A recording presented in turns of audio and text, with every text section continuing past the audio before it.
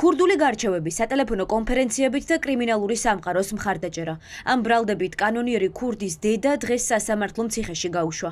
55 წლის მანანა ლიპარტელიანს, რომელიც საქართველოში ყველაზე ახალგაზრდა კანონიერი ქურდის დედაა, 10 წლიანი პატიმრობა ემუქრება. გამოძიების ვერსიით, მანანა ლიპარტელიანი შვილს კანონიერი ქურდის სტატუსის შენარჩუნებაში ეხმარებოდა და თან ქურდულ გარჩევებშიც მონაწილეობდა. მისთვის ცნობილი იყო ქურდული სამყაროს საქმიანობის შესახებ, იგი აქტიურად ჩართული იყო თავის შვილის კრიმინალური ავტორიტეტის გამტკიცებაში. იგი ახდენდა სატელეფონო ზარების მეშვეობით ხდებოდა კონფერენცია, სადაც კრიმინალური ავტორიტეტები ხდებოდა ქურდული გარჩევების სხვადასხვა პირთა მიმართ.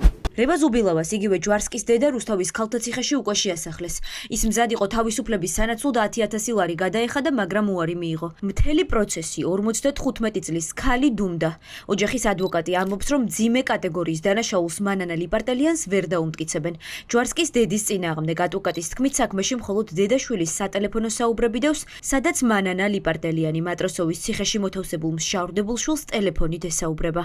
ერთადერთი რაც არსებობს, ეს არის აუდიო ჩანაწერები, კრებსების სახით, რომელსაც დაცვის მხარე გაეცნო. ერთადერთი ეს არის კომუნიკაცია დედასა და შვილს შორის, რომელიც მოიცავს მოკითხვით ხასიათს და არანაირი ჩართულობა მხარდაჭერის კუთხით, რასაც ბრალდების მხარე მანანა ლიპარტელიანს ედავება და ავაზი ხვებელიძეს ედავება, ამ ნაწილში არის სრულიად აბსურდული და დაუსაბუთებელი ბრალდება. კანონიერი ქურდის რევა ზუბილავას ოჯახში 50-მდე სპეცრაზმელი სამთებერვალს გამთენიისას შევიდა. ხელბორკილები 55 წლის ქალთან ერთად ჯვარსკის ძმას დაადეს. ადვოკატის ინფორმაციით მიუხედავად იმისა, რომ წინააღმდეგობა არავის გაუწევია, დაკავება ძალადობრივი იყო და კრიმინალურმა პოლიციამ სახლში მყოფი არასრულწლოვნები დააწიოკა. დღევანდელ სხდომას წესით ბრალდებული სტატუსით უნდა დასწრებოდა რევა ზუბილავაც, თუმცა ის დისტანციურად არ ჩართეს.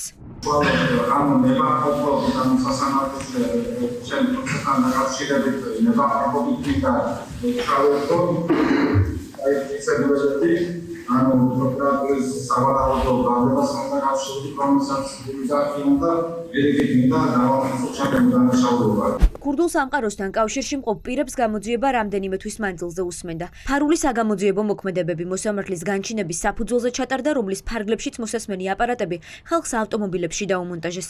გამოძიებამ დაადგინა, რომ დანაშაულებრივი ჯგუფის წევრები სხვადასხვა ფინანსურ დავას ქურდული წესებით წყვეტდნენ. ამაში კი ჩართული იყვნენ საზღვარგარეთ მყოფი კანონიერი ქურდები და ციხეში სხვადასხვა დანაშაულში უკვე მშავრდებული კრიმინალური ავტორიტეტები.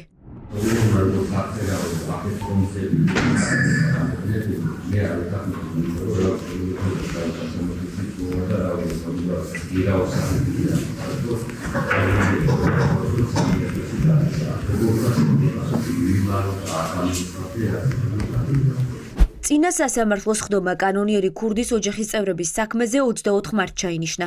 ამ დღეს სასამართლო მტკიცებულებების დასაშვებობაზე უნდა იმსჯელოს. ორთვიანი წინასწარი პატიმრობა უკვე შეეფარდა ქურდულ სამყაროსთან კავშირში მხილებულ 60 პირს, რომლებსაც ბრალი პროკურატურამ უკანასკნელ 48 საათში წარუდგინა.